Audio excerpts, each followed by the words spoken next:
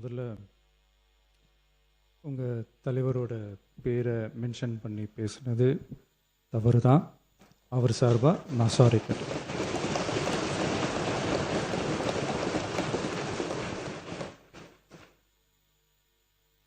மாண்புமிகு பேரவைத் தலைவர் அவர்களே, தமிழக மக்கள் நம் உயிர் என்றால் தமிழக விவசாயிகள் நம்ம உயிர் நாடி. உலகில் ஜாதி, மதம், இனம், மொழி என அனைத்து வேறுபாடுகளுக்கும் அப்பாற்பட்டு நடைபெறும் தொழில் என்றால் அது விவசாய தொழில் மட்டுமே. உலகின் ஒரு மூலையில் உற்பத்தி செய்யப்படும் விவசாய பொருட்கள் உலகின் மற்றொரு மூலையில் உள்ள மக்களின் உணவு தேவையை பூர்த்தி செய்கிறது. எந்த நாடு உழவு தொழிலை மதித்து விவசாயிகளுக்கு உரிய பாதுகாப்பையும் ஆதரவையும் வழங்குகிறதோ அந்த நாட்டில்தான் மக்கள் வளமாகவும் மகிழ்ச்சியாகவும் வாழ முடியும். தமிழக வெற்றிக்கழக அரசு பல்வேறு நிதி நெருக்கடிகளின் மத்தியில் ஆட்சி பொறுப்பேற்றாலும் பதவியேற்ற 15 நாட்களுக்குள் விவசாயிகளின் கடன் சுமையை குறைக்க கடந்த 25/5/2026 அன்று குறு சிறு மற்றும் இதர விவசாயிகள் பெற்றிருந்த பயிர்க்கடனில் 50,000 ரூபாய் வரையிலான கடன்களை முழுமையாக தள்ளுபடி செய்ய ஆணை பிறப்பிக்கப்பட்டது.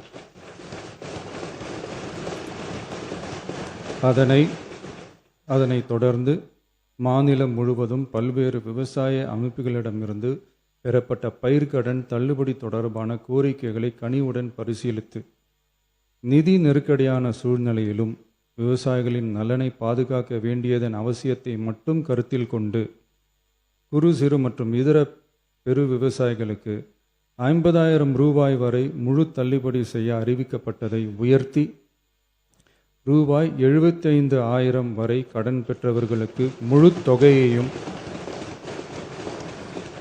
ரூபாய் 75,000க்கும் மேல் கடன் பெற்றவர்களுக்கு ரூபாய் 35,000 தள்ளுபடி செய்ய அறிவிக்கப்பட்டு அதன் மூலம் 14.44 லட்சம் விவசாயிகளுக்கு ரூபாய் 5,932.23 கோடி அளவிலான கூட்டுறவு பயிர்க்கடன் தள்ளுபடி செய்து 19/6/26 அன்று ஆணையிடப்பட்டது.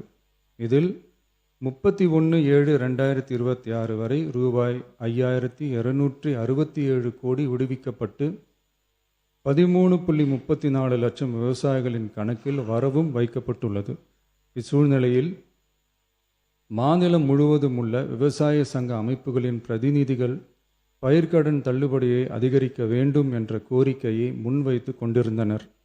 இதனைத் தொடர்ந்து 7/8/2026 அன்று விவசாய சங்கங்களின் பிரதிநிதிகள் மாண்புமிகு மூத்த அமைச்சர்கள் மற்றும் துறை செயலாளர்களுடன் நடைபெற்ற ஆலோசனை கூட்டத்தில் அவர்களின் கோரிக்கைகள் விரிவாக பரிசீலிக்கப்பட்டது. கடந்த காலங்களில் பயிர்க்கடன்கள் தள்ளுபடி செய்யப்பட்டாலும் அரசால் கூட்டுறவு வங்கிகளுக்கு செலுத்த வேண்டிய தொகை 4 to 5 ஆண்டு கால இடைவெளியில் செலுத்தப்பட்டு வந்துள்ளது.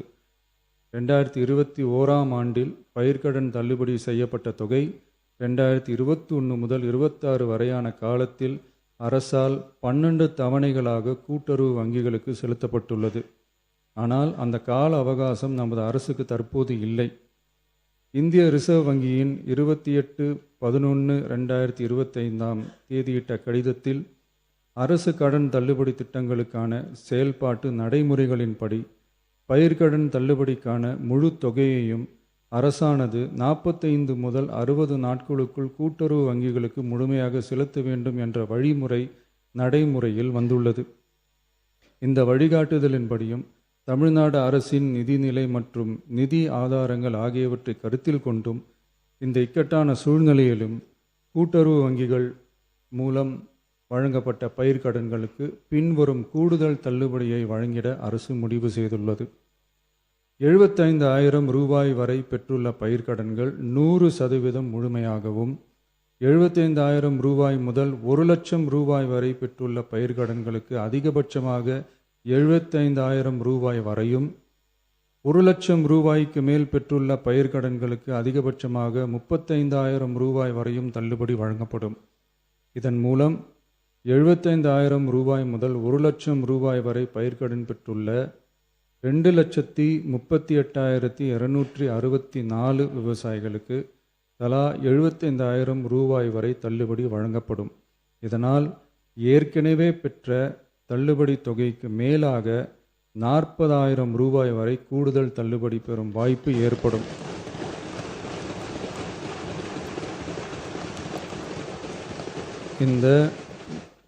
இந்த கூடுதல் பயிர்க்கடன் தள்ளுபடியால் அரசுக்கு சுமார் ரூபாய் 953.06 கோடி கூடுதல் நிதிச்சுமை ஏற்படும். இருந்தாலும் தமிழக விவசாயிகளின் நலனில்தான் நமது நலன் உள்ளது என்று கருதி சுமார் 13.34 லட்சம் விவசாயிகளுக்கு மொத்தமாக 6,220 கோடி ரூபாய் பயிர்க்கடன் தள்ளுபடியை இந்த அரசு வழங்குகிறது. நன்றி.